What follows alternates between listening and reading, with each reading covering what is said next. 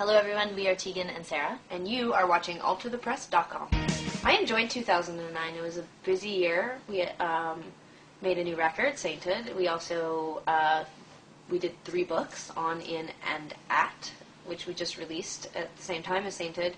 And now we're gearing up to tour the world. So it's been busy. Sara slacked off a bit. We feel like, the record's only been out for a few weeks, but I feel like the response so far from the people that count the most, fans, To the new record. has been really positive. And I think that more than our other records, because there was such a push to have it come out in a lot of different places all at the same time. There's been a huge response and lots of reviews, and it's all seemed really, really positive. And in the past, things were really spaced out, so it was super easy to focus on, like, if we got, like, a bad review, then it would be, like, you would just focus on that, and then a couple weeks later there'd be something good. But now it just all comes out like one giant push, and it's really easy to just be like, well done, let's move on, and that feels really exciting. We feel like, because we've been touring for so many years, we really are such a live band and more of a rock band, that we wanted an album that potentially represented what we do the majority of the time. And although the records in the past were band records, there was a real difference between how we were translating those songs live. And Chris Walla, who had produced The Con, when we brought him back on to do Sainthood, that was really his recommendation, was to try to do something that really represented us. And he also felt like the demos that we had written for Sainthood, that it might be interesting to see how the songs developed and changed if we got them into the studio in a recording environment and just played them, like just organically jammed basically for like a day and see how each song would change.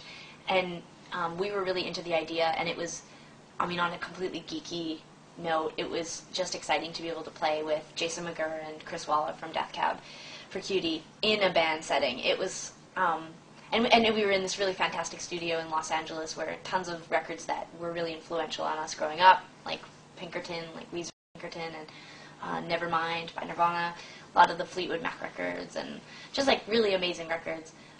We were in that room, and there was something like it was probably my most like, I'm in a band and I'm making a record in Los Angeles moment in 10 years. It was pretty exciting. So that's basically why we did Sainthood like that. So when we approached Sainthood, we were really thinking live record. Even though we didn't want it to sound like a live record, we wanted it to feel like it could be a live record.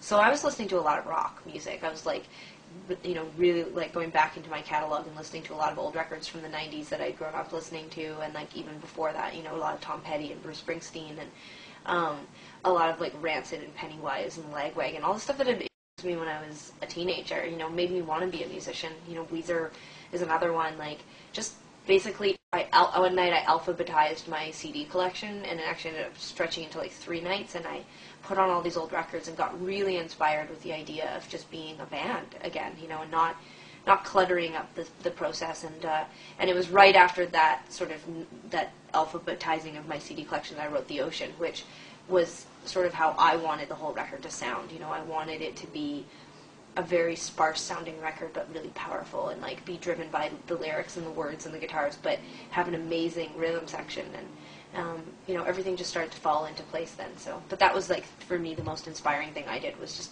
organize my CDs. I feel like the fans have been really responsive to the new material. Yeah. I don't go to message boards or read reviews, but my mother does. And it doesn't matter how I threaten her or request, plead, beg, that sort of stuff. She just insists on following everything, whether it's fan boards or it's the most mainstream press you can imagine. I swear to God, she is addicted. It's like, it's out of control.